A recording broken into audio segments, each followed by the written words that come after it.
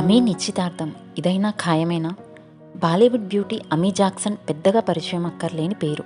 ఈ భామ బాలీవుడ్ మాత్రమే కాక కోలీవుడ్, టాలీవుడ్లో కూడా నటించింది. ఈ భామ ప్రస్తుతం మరోసారి వార్తల్లో నిలిచింది. జార్జ్ పనాయోటోతో ప్రేమ వ్యవహారం నడిపిన విషయం తెలిసిందే. అతనితో కలిసి ఒక బేబీ బాయ్ని కూడా కనింది. ఏమైందో ఏమో తెలియదు కానీ వీరిద్దరూ విడిపోయారు.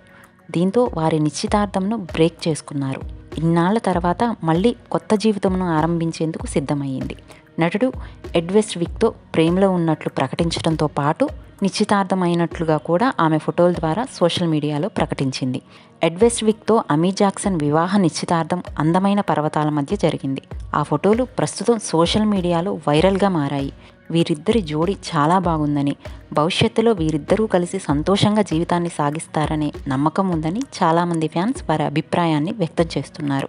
బ్రిటిష్ ముద్దుగుమ్మ అయిన అమీ జాక్సన్ ఇండియన్ సినిమాలతో పాటు ఇంగ్లీష్ సినిమాలు చేస్తూ బిజీగా ఉంది.